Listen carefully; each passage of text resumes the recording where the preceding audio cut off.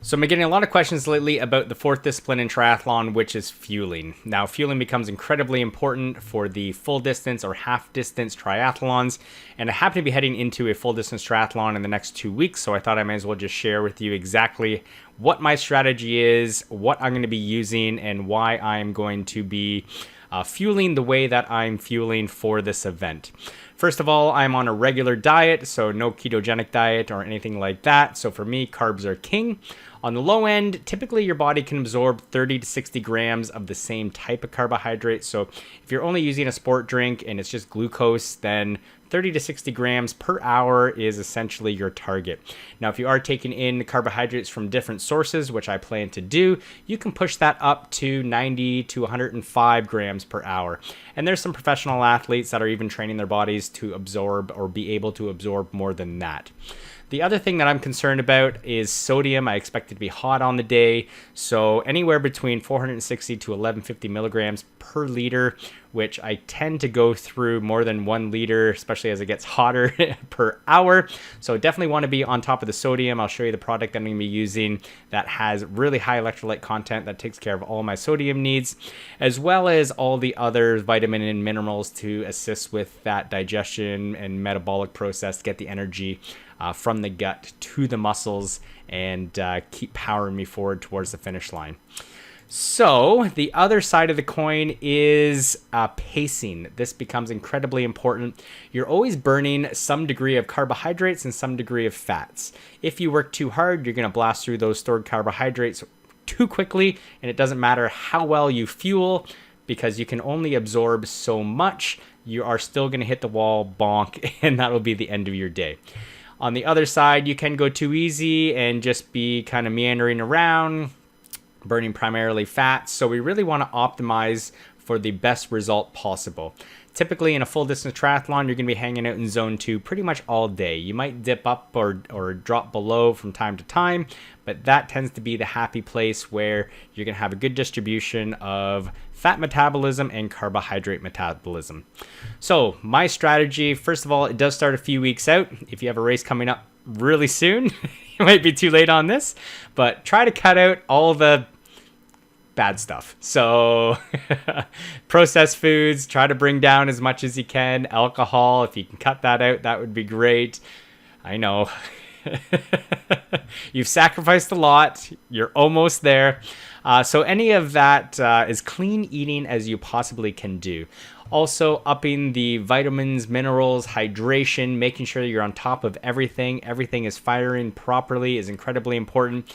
And I would say the most important thing you can do prior to race day is practice your nutrition strategy. So every time you're going out training, practice taking in what you plan to take in, especially those long rides or long bricks. That would be the perfect opportunity to practice not only your fueling strategy, but also your pacing. And if you can finish those workouts feeling good, you know you got it pretty dialed in. Of course, you continue to tweak and test as you go, and hopefully by race day, again, you are all set. So the day before, I don't do too much different. I'll probably have a regular breakfast, and my breakfast typically is just a bagel and a banana.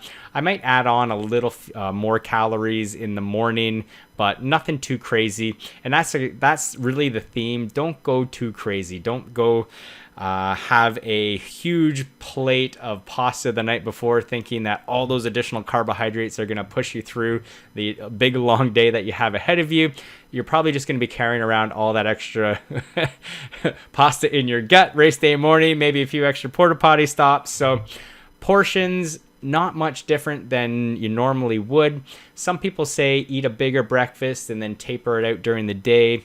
I tend to find that I get a little hungry the night before and I'm up snacking anyway. So again, I don't change too much on race day, the day before the race. I do primarily focus on carbohydrate intake though. So my breakfast, lunch, and dinner are dominated by carbohydrates. And I also hydrate all day, so I will continue to stay on the sport drink all day. Again, not overdoing it. You can drink too much water and too much sport drink. So just steady intake of, again, the sport drink with the additional electrolytes, get the sodiums topped up. pretty much all the vitamin minerals topped up, and ensure that you are already well hydrated before the race even starts. Race day morning, again, don't do anything new. Don't test out let's see if I can eat 3 bowls of oatmeal. Whatever you typically eat, again, I'm going to be going with a simple bagel and a banana. That will be my race day morning. I'll also do 1 bottle of sport drink. The sport drink that I'm using, actually, I'll talk about that in 1 second. I will do a 1 bottle of pre-workout as well, typically 45 minutes. Get the caffeine going, all the other good things that get me all pumped up, ready for a race. And right before I start the swim, about 5 to 10 minutes, I'll consume a gel, again, just to prime the system, get the carbohydrates already going, and hopefully get ahead of what I'm going to lose in the swim. Now, I do expect to swim just under an hour, so if you are going longer than that, obviously it's even that much more important to make sure you prime the system. And then when you're done the swim, start getting those calories in even quicker. So nothing crazy for me in terms of pre-workout. I'm just using this Allmax Impact Igniter, again, primarily for the caffeine purposes, and all the other good stuffs in there that help dilate blood vessels, get the heart rate up, and get you primed, ready to race, feeling invincible. So the bike, that's really where the main fueling is going to occur. Again, as soon as I get out of the water, I'm not doing anything in transition. I always want to be moving, but I will be taking in a banana pretty much right off the get-go. Bananas are typically 25 grams. And as I do the math up here, again, I'll explain when and where I will be taking different things to hopefully equate to somewhere between 90 and 105 grams per hour. Typically, again, starting off, just lining the stomach, getting some solid in there. Again, banana obviously great in potassium, which regulates the fluid internally or inside the cell. The sodium regulates the fluids outside the cell, so really important that those stay nice and balanced. My plan is to do 1 bottle of sport drink per hour. I will be using EFS Pro. The reason I'm using that is super high in electrolyte content, has all the sodium that I need.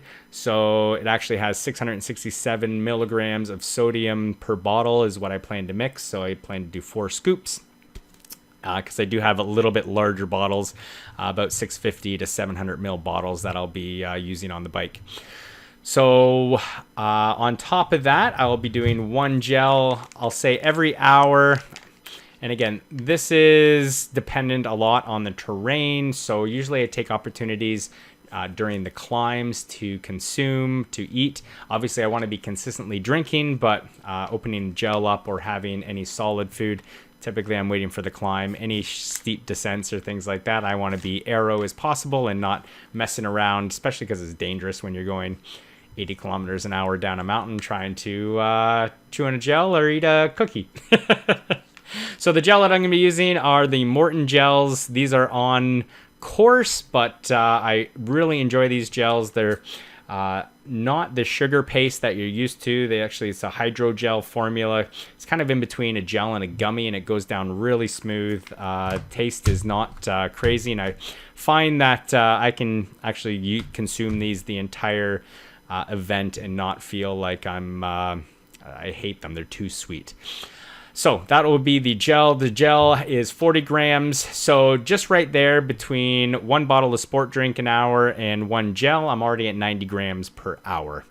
So again, I will be a little bit north of that, or there will be times where I'm not drinking as much, like early in the race. As soon as I get out of that water, I'll be consuming quite a bit to try to make up for some of that hydration loss and calorie loss from the swim. But after that, if it's a little cooler in the morning, it is really difficult to get in full bottles of sport drink in an hour. So that's where I'm going to rely probably more on the solids earlier in the race, which also gives my stomach time to digest before I have to hit the run and all that jostling starts. So the solids that I have opted for, I'll be doing little quarter pieces of bagel just to bring in some starches. Again, something that I'm used to eating and kind of grounds the stomach. Again, I'll be doing them in short little bouts or small little pieces. And then the other solids I have will be the good old waffles.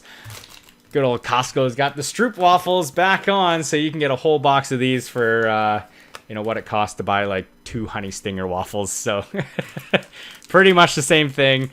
Again, very similar in terms of grams of carbs. They're both a quarter bagel, and a waffle is about 20 grams and about 75 milligrams of sodium. So I'm well within my ranges there. And then I plan to do a half to 1 bottle of water per hour. Again, this will start a little bit later on as it gets warmer. So I will be on the sport drink primarily earlier on. And then as soon as my first bottle of sports drink's done, I'm going to be tossing that bottle, replacing it with a bottle of water that I'll grab on course. And that's what I'm going to use when I'm accompanying or when I'm consuming the gel and the solids. So basically for about 30 to 45 minutes, it will be sport drink focused. Keep that coming in every 5 to 10 minutes. Be constantly sipping. And then for about 15 minutes, it will be gel and water time.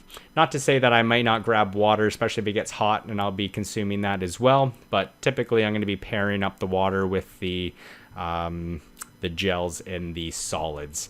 So that would be the plan for the bike. I do plan to ride anywhere between 5 to 5.5 hours if everything goes according to plan.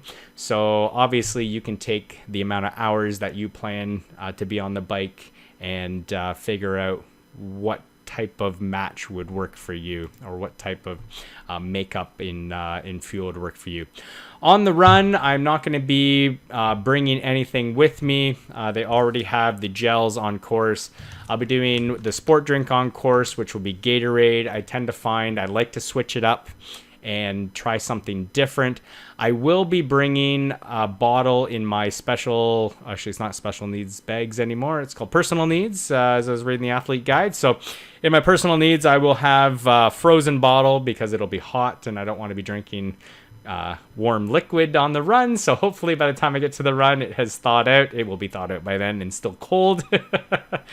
And if I do want to grab that, actually I will have a bottle in my run bag and in my personal needs bag. So if I do want to grab it, I feel that it's going well for me and I'm consuming or it's a little hotter and I need those extra electrolytes, I'd rather get that from my first endurance than what's going to be on course, because the Gatorade just does not have nearly the amount of sodium and potassium that the first endurance has, and I'll probably need a little bit more.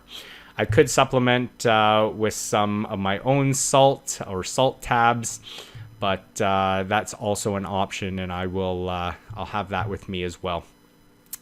So the sport drink on course is Gatorade, so I plan that. Red Bull, which gives you that nice little kick. Of course, water and gels, and I'm still aiming for probably more like 90. Probably be consuming less on the run. Hopefully the bike fueling, I come off topped up and I can slowly degrade as I go on the run. And I do expect to run anywhere between 310 and 315 or 330 would be the goal. So again, you can kind of extrapolate out how long you expect to be on the marathon and how much you need to consume. But my plan is all on course fueling. Post-race, pizza and beer, hopefully. So that's my plan. Hopefully that helps you with constructing your plan. And again, the most important piece, once you've put it together, test it. And then race day, you're good to go. Hope you have a great race. Till next time, take care. Bye-bye.